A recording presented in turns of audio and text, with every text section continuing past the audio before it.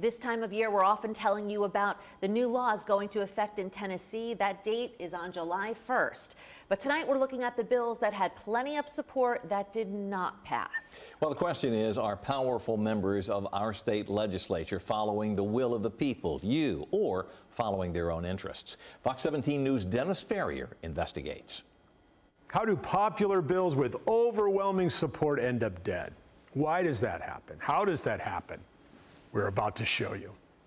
That one's my favorite. Who doesn't want children who have suffered leg amputations to get activity legs?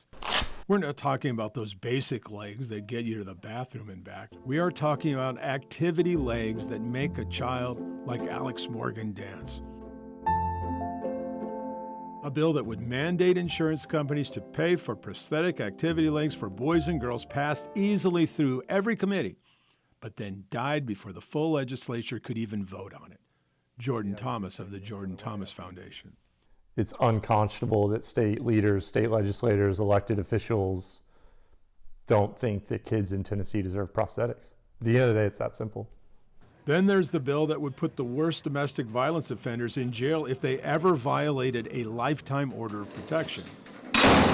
Men like Brad Waldrop, who was convicted of shooting his estranged wife, Penny Waldrop, then hacking her with a machete after he murdered her best friend during a child visitation exchange. Men convicted of felony domestic assault like Brad Waldrop would have to spend a year in jail if he ever contacted his ex-wife. That bill also sailed through all the committees before a sudden death. These two bills have two things in common.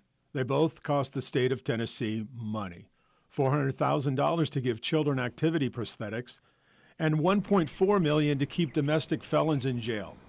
And they both died in the exact same place, House Finance Subcommittee.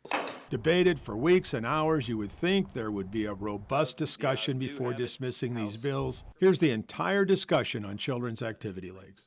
Any questions for Chairman Martin? Seeing none, this bill also does have a fiscal impact, so without objection, House Bill 406 will go behind the budget. Not a single question?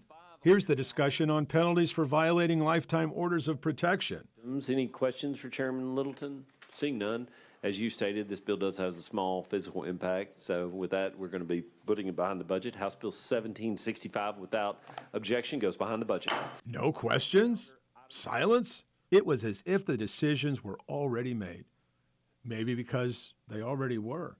Put behind the budget means it's not being paid for, not in the budget.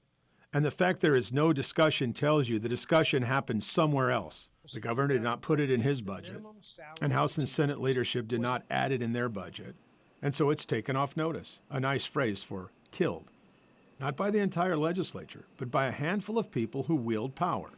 And while we can't really point a finger at any one individual, we know some of the people who mattered. Let's start with Governor Lee, as well as Subcommittee Chairman Representative Ryan Williams from Cookeville. We asked them both why these bills weren't worth funding. We did not hear from the governor. We did not hear from Representative Williams. No answers are not good enough. Even if they did answer, it wouldn't be good enough for the people who champion for victims. Verna Wyatt for Tennessee Voices for Victims. Public safety is so important, and if someone is proven that they don't really care about public safety, that they're willing to devastate lives, that costs money. It costs lots of money.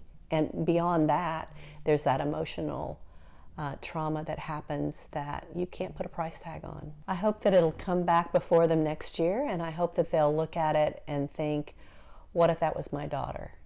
And as far as denying children a chance for a full, joyful life with legs that work, What do you say to a dad who liquidated his 401k savings account to pay for his child's prosthetic? What are we saying to them? Not to me. You don't have to answer to me. Answer to those parents. Look at them. Shameful. Shameful. all the planning, all the meeting, all the testimony crushed with one swift stroke. She goes behind the budget.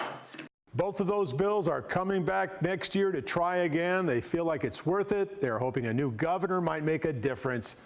I'm Dennis Ferrier, Fox 17 News, your Code Red station.